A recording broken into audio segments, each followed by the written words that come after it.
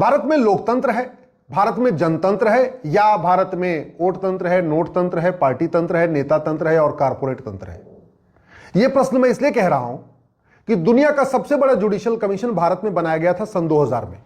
अटल जी ने बनाया था। 11 सदस्य थे। यह दुनिया का इकलौता जुडिशियल कमीशन है जिसमें 4 सुप्रीम कोर्ट के जज थे। Justice Punnaiah, justice Sarkaria, justice Venkatachaliah इसके अध्यक्ष थे, जस्टिस जीवन रेड्डी। 2 अटॉर्नी जनरल थे, के पराशरन साहब और सोली स्वराज जी। 2 सांसद थे इसमें, संगमा साहब और सुमित्रा जी। एक इसमें अमेरिका के राजदूत थे आबिद हुसैन, स्टेट्समैन के संपादक थे CR ईरानी। ऐसा दुनिया का सबसे यूनिक, सबसे बेहतरीन, सबसे बड़ा जुडिशियल कमीशन बनाया गया जिसको वेंकट चलैया कमीशन कहते हैं।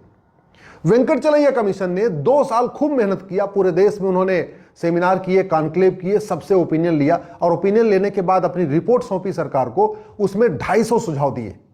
आपको जान के आश्चर्य होगा कि 250 सुझाव वाला ये जो डॉक्यूमेंट था, इसको आज तक पार्लियामेंट में टेबल नहीं किया गया। कभी चर्चा ही नहीं हुई कि अटल जी जो वेंकट चलैया कमीशन बना के गए हैं, उस कमीशन ने क्या क्या सुझाव दिया, इसके ऊपर आज तक चर्चा ही नहीं हुई। उस वेंकट चलैया कमीशन ने बहुत विस्तृत चर्चा के बाद संविधान में कई सारे संशोधन का सुझाव दिया था और उसमें एक संशोधन था कि भारत में population control and family planning के लिए आर्टिकल 47A जोड़ा जाए। आज तक चर्चा ही नहीं हुई है। भारत की 50% समस्याओं का मूल कारण जनसंख्या विस्फोट है। पिछले 25 वर्षों में पूरे देश में सेमिनार हो रहा है, कॉन्क्लेव हो रहा है, लोग डिमांड कर रहे हैं कि हमारे दो तत्काल लागू किया जाए।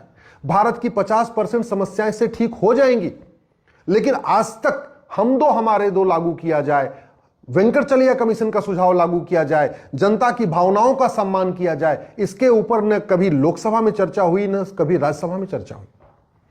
जमीन हमारे पास दुनिया की मात्र 2% है, पानी हमारे पास दुनिया का मात्र 4% है, जनसंख्या हमारी दुनिया की 20% हो चुकी है। अगर आप समस्याओं की एनालिसिस करिए, जल जंगल जमीन की समस्या मूल कारण है जनसंख्या विस्फोट, रोटी कपड़ा मकान की समस्या मूल कारण है जनसंख्या विस्फोट, गरीबी भूखमरी कुपोषण की समस्या मूल कारण है जनसंख्या विस्फोट, air pollution, water pollution, noise pollution की मूल कारण है जनसंख्या विस्फोट।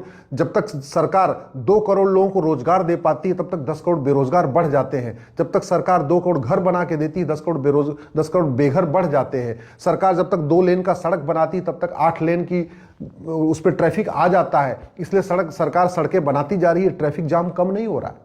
लोगों को शुद्ध दूध नहीं मिल पा रहा है, शुद्ध घी नहीं मिल पा रहा है, शुद्ध तेल नहीं मिल पा रहा है, शुद्ध आटा नहीं मिल पा रहा है, शुद्ध इवन नमक नहीं मिल पा रहा है, शुद्ध दवा नहीं मिल रही, हर चीज मिलावटी मिल रही है। मूल कारण डिमांड ज्यादा है, सप्लाई कम है। क्योंकि इंसान जिस गति से बच्चे पैदा कर रहा है, गाय और भैंस के उस गति से बच्चे पैदा नहीं हो रहे। गाय और भैंस तो 2 साल में 1 बच्चे देते हैं, यहां हर साल बच्चे दे रहे हैं। और गाय और भैंस पूरी लाइफ में 4 या 5 बच्चे देते हैं, यहां इंसान 12 बच्चे, 16 बच्चे, 18 बच्चे पैदा कर रहा है। तो कहां से आएगा? कुछ भी नहीं आएगा। जमीन सिकुड़ती जा रही है, पहाड़ों को काट काट के मकान बनाया जा रहा है, तो पहाड़ में भूकंप आने शुरू हो गए। नदियों को पाट पाट के घर बनाए जा रहे हैं, तो नदियों में फिर बाद में बारिश के समय बाढ़ आना शुरू हो चुकी है। इतनी प्राकृतिक आपदाएं आ रही हैं, उसका मूल कारण है जनसंख्या विस्फोट। इतना air pollution, water pollution, noise pollution बढ़ चुका है, प्लास्टिक पोल्यूशन बढ़ चुका है। इस पूरे पोल्यूशन के कारण 200 से ज्यादा बीमारियां हो रही हैं, लेकिन फिर भी, और इसका मूल कारण है जनसंख्या विस्फोट, फिर भी चर्चा नहीं हो रही।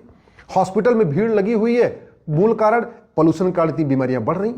हार्ट अटैक हो रहा है, हार्ट स्ट्रोक आ रहा है, नपुंसकता बढ़ रही है, बांझपन बढ़ रहा है, मेंटल स्ट्रेस बढ़ रहा है, मानसिक बीमारियां बढ़ती जा रही है, किडनी खराब हो रही है, लीवर खराब हो रहा है, सब कुछ होता जा रहा है। मूल कारण लोगों को न शुद्ध भोजन मिल पा रहा है, न शुद्ध तेल मिल पा रहा है, न शुद्ध हवा मिल पा रही है, न शुद्ध पानी मिल पा रहा है। जमीन 2% है, पानी मात्र दुनिया का 4% है। ग्राउंड लेवल एकदम नीचे चला गया। जहां 40-50 फीट पे पानी मिलता था, वहां 250-300 फीट बोरिंग करनी पड़ती, तब जाके पानी मिल रहा है। वो भी शुद्ध पानी नहीं मिल पा रहा। दिल्ली की क्षमता मात्र 20 लाख लोगों के रहने की है। दिल्ली में और इस समय 2 करोड़ लोग रह रहे, यानी क्षमता से 10 गुना ज्यादा लोग रह रहे। तो स्वाभाविक सी बात है, दिल्ली में किसी भी सरकार हो, न लोगों को न शुद्ध हवा मिलेगा, न शुद्ध पानी मिलेगा, न शुद्ध भोजन मिलेगा, न बेसिक रिक्वायरमेंट मिलेगी। जब भारत की जनसंख्या 40 करोड़ थी, तो 4 करोड़ लोग गरीब थे, यानी 10% लोग गरीब थे। अब भारत की जनसंख्या लगभग 150 करोड़ हो चुकी है, तो लगभग 85 करोड़ लोगों को मुफ्त में राशन देना पड़ रहा है, यानी लगभग 60% लोग गरीबी रेखा के नीचे आ चुके हैं। 60% लोगों को मुफ्त में राशन देना पड़ रहा है। यह सिचुएशन है। फिर भी न लोकसभा में चर्चा हो रही, न विधानसभा में चर्चा हो रही, न राज्यसभा में चर्चा हो रही। भारत की इतनी समस्याएं, जितनी भी समस्याएं बढ़ती जा रही, अपराध बढ़ता जा रहा है, मूल कारण जनसंख्या विस्फोट। आतंकवाद, जिहाद बढ़ता जा रहा है, मूल कारण जनसंख्या विस्फोट। आज तक कोई आतंकवादी नहीं मिला जिसके माँ बाप ने हम दो हमारे दो फॉलो किया था। आज तक कोई पत्थरबाज ऐसा नहीं मिला जिसके माँ बाप ने हम दो हमारे दो फॉलो किया था। आज जितना ड्रग स्मगलिंग का कारोबार हो रहा है, जो बाकी चीजें हो रही हैं, उसका मूल कारण है भाई लोग 2 बच्चों तक तो आराम से देख लेते हैं, जहां 8 बच्चे हो गए, 10 बच्चे हो गए, तो कौन बच्चा क्या कर रहा है माँ बाप देख ही नहीं पाते। और नतीजा क्या हो रहा है, अपराध बढ़ता जा रहा है, चोरी लूट बढ़ रही, झपटमारी बढ़ रही, चेन स्नेचिंग बढ़ रही है, मोबाइल स्नेचिंग बढ़ रही है, ड्रग कारोबार बढ़ रहा है, फिरौती बढ़ रही, अपहरण बढ़ रहा है, भाड़े पे हत्या बढ़ रही। इतनी गरीबी बढ़ गई है कि लोग 1 लाख 2 लाख रुपए के लिए दूसरों की हत्या कर दे रहे। क्यों? क्योंकि गरीबी इतनी विकराल हो चुकी है, उसका कोई समाधान नहीं है। तो 1 लाख 2 लाख लेके हत्या कर दे, चलो 2 लाख रुपए मिल जाएगा, हत्या कर देंगे, बाकी भोजन जेल में बैठ के मिलता रहेगा, बाहर तो उनको भोजन नहीं मिल पा रहा। इतनी सारी समस्या शुरू हो रही है जनसंख्या विस्फोट के कारण। और संविधान में लिखा हुआ है population control and family planning. Venkatachaliah commission, जो दुनिया का सबसे बेस्ट जुडिशियल कमीशन है, उन्होंने अपनी रिकमेंडेशन में कहा population control and family planning होना चाहिए। इसके बावजूद लोकसभा राज्यसभा में चर्चा नहीं हो रही है। इसलिए मैं कह रहा हूं कि क्या भारत में वास्तव में जनतंत्र है? क्या जनता की भावनाओं का सम्मान किया जाता है? क्या भारत में वास्तव में लोकतंत्र है कि जनता जो चाहती है वो काम किया जाए, या भारत में वोट तंत्र है? क्योंकि ये तो कई बार देखने में आया कि जिस कार्य से वोट मिलता है वो काम फटाफट हो जाता है, जिस काम से नोट मिलता है वो काम फटाफट हो जाता है। जो कारपोरेट चाहते हैं उनके हिसाब से नियम कानून तत्काल बन जाते हैं, जो नेताओं की इच्छा है उसके हिसाब से कानून फटाफट बन जाते हैं, जो पार्टियों की इच्छा है उसके हिसाब से फटाफट बन जाता है। सड़क बनती है क्योंकि जिधर से सड़क जाती है वहां के लोग वोट देते हैं, और सड़क में जितने का टेंडर होता है उसका 20% नोट मिलता है। हॉस्पिटल बनता है क्योंकि जहां हॉस्पिटल बनता है वहां के लोग वोट देते हैं, और जितने का हॉस्पिटल बनाने का टेंडर होता है उसका 20% नोट मिलता है। हाईवे बनता है कि जिधर से जाएगा वहां के लोग वोट देंगे, और हाईवे बनाने का जो टेंडर होगा उसका 20% नोट मिलेगा। एयरपोर्ट बनता है क्योंकि जहां बनेगा वहां के लोग वोट देंगे, और जितने का टेंडर होगा उसका 20% नोट मिलेगा। तो जहां वोट दिख रहा है, जहां नोट दिख रहा है, उसके लिए योजनाएं बन रही है, उसके लिए नियम बन रहा है, उसके लिए कानून बन रहा है। जहां कारपोरेट चाहते हैं, जो पॉलिटिकल पार्टियों को फंडिंग करते हैं, उसके हिसाब से सरकारें फटाफट नियम कानून बना देंगी, नई नई स्कीम लॉन्च कर देंगी, नई नई योजनाएं लॉन्च कर देंगी। लेकिन यहां जनता मर रही है, अराजकता बढ़ रही है, हम विनाश की तरफ बढ़ रहे हैं, उस पर चर्चा नहीं हो रही है।